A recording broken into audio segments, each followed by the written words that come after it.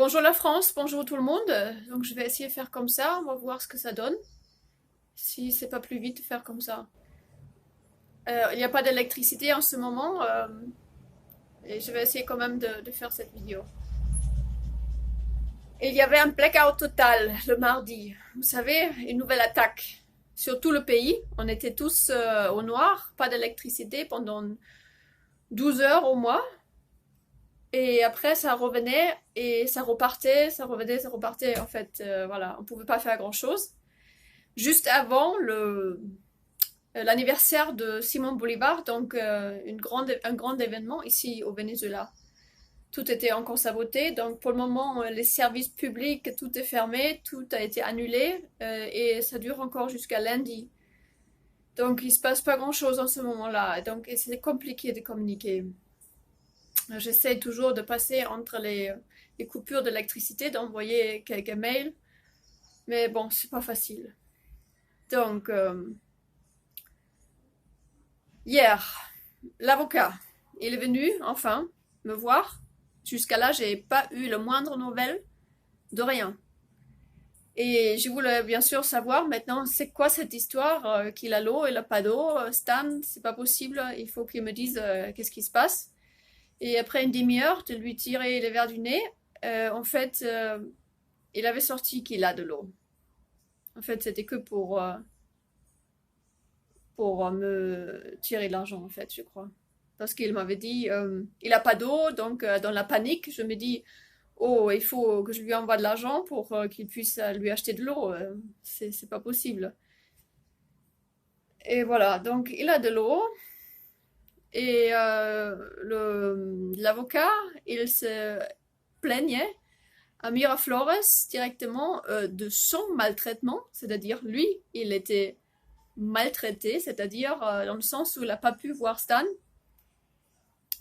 le samedi, parce qu'il, normalement, pour les avocats, c'est la visite le mercredi, et lui, il était arrivé le jeudi, il n'y avait pas de problème, il a pu le voir, mais par contre, le samedi, il n'a pas pu, ils lui ont dit de revenir le samedi avec de l'eau et il peut le revoir, et comme il est venu avec le journaliste, les deux ensemble, personne n'a pu rentrer. Donc il se plaint à Miraflores de son maltraitement et du coup que il y a des droits de l'homme qui sont pas respectés à Stan puisqu'il n'a pas pu le voir, etc. Et moi, je me dis, qu'est-ce qui se passe avec les droits de l'homme? Ça a l'air grave. Donc, heureusement, l'avocat, au moins, il m'a transmis une lettre à Stan qui me dit, je vous lis, je vais très bien dans la tête, mais aussi physiologiquement. Tension très basse, mais c'est normal.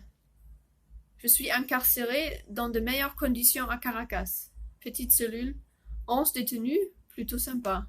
Donc voilà, vous voyez, s'il y a des personnes au milieu, des intermédiaires, c'est toujours pas si l'information qui arrive est correcte ou pas. C'est la folie. Donc apparemment, il va bien. Donc il écrit, quoi qu'il arrive, je ne change pas de position. Soit le président me donne l'asile politique, soit l'ennemi ne récupère que mon cadavre. C'est toute la cause qui est en jeu, comme tu sais. Et même si je ne survis pas, cette cause vaincra.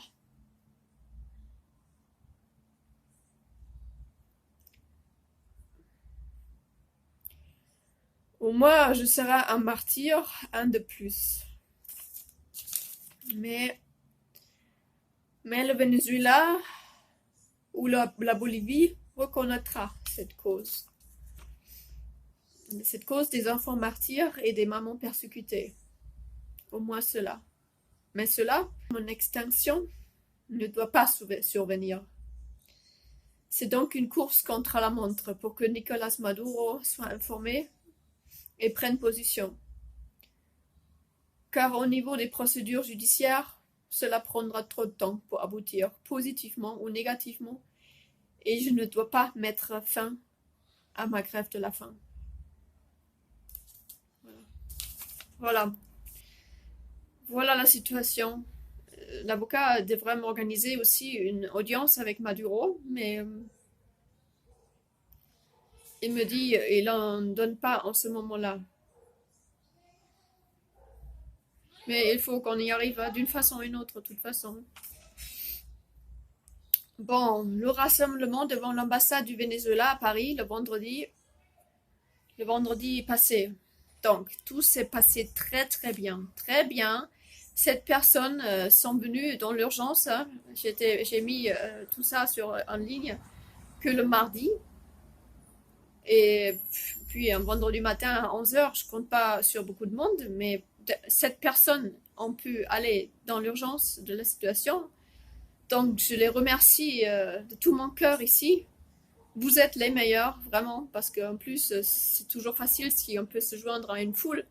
Mais si ça dépend que de nous-mêmes, si on est tout seul peut-être, ou peut-être pas grand monde, c'est beaucoup plus compliqué. Et c'est pour ça que je vous remercie spécialement pour avoir bougé. Et il faut continuer. Merci beaucoup. Donc, après les remontées que moi j'ai eues, c'est que l'ambassadeur est sorti pour rencontrer cette personne qui était là. Et il était déjà au courant de l'arrestation de Stan. L'ambassadeur était déjà au courant de l'arrestation de Stan. Il a exprimé sa considération pour Stan en stipulant qu'il avait effectué plusieurs œuvres pour le peuple vénézuélien, c'est-à-dire il a fait des vidéos pour la révolution bolivarienne, pour soutenir la révolution bolivarienne. Mais bon, effectivement, les mots sont importants dans ce monde où tout est inversé déjà. Donc une lettre va être transmise au ministère des Affaires étrangères ainsi qu'à Maduro, à nous assurer l'ambassadeur du Venezuela à Paris. Donc, ils ont aussi insisté beaucoup, bien sûr, sur l'urgent caractère de la gravité de la situation, de la grève de la faim, entamée par Stan. Et la réponse du ambassadeur, c'était malgré l'obligation des accords de la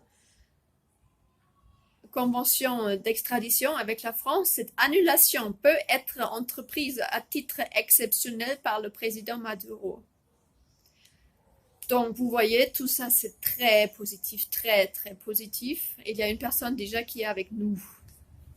C'est pas évident, mais c'est comme ça. Bon, la lettre qui va être transmise au ministère des Affaires étrangères, ça sert pas à grand-chose parce qu'ils ont notre demande d'asile politique depuis 1 an et demi, hein, précisément, et il ne bouge pas un poil. Donc, si cette lettre est transmise à Maduro, c'est notre seul espoir. Donc, chers amis, il faut qu'on continue les rassemblements devant l'ambassade du Venezuela à Paris, tous les vendredis à 11 heures. Même si, je sais, c'est pas terrible, le vendredi matin, mais le samedi, tout est fermé, ça sert à pas grand-chose non plus. Donc, voilà.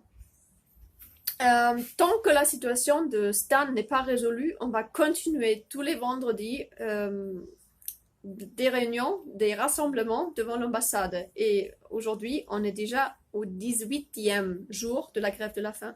Donc la semaine prochaine, le vendredi, ça va être 25 jours de grève de la faim. Donc ça commence à être limite. Donc, vous avez vu, la pétition est en ligne, donc signez-la s'il vous plaît. Faites-la circuler, faites le maximum. Continuez d'inonder le Facebook, le Twitter, le email du président. Il faut se concentrer sur lui. Et sinon, réfléchissez, soyez créatifs, réfléchissez comment on peut atteindre le président Maduro s'il ne donne pas d'audience en ce moment-là. Il faut qu'on se creuse la tête, il faut qu'on invente quelque chose. Donc, envoyez-moi vos idées sur ma boîte mail, comme d'habitude, francisco-sanchez-santuro@gmail.com. Merci. Sinon, pensez aussi comment on peut faire du bruit au Venezuela. Parce qu'il faut surtout que ça bouge ici aussi. Et envoyez-moi vos idées. Donc voilà, vous voyez, l'électricité est revenue. Et j'étais en train de dire que envoyez-moi vos idées sur ma boîte mail de Francisco Sanchez Santuro. avec vos idées, comment contacter le président Maduro. Sinon, on continue, un maximum de communication. Je compte sur vous tous, et je vous dis, on va gagner cette bataille. Au moins cette bataille, on va la gagner. Mais ça dépendra de nous. Et je vous remercie beaucoup. On continue, on s'accroche, on va gagner. Merci.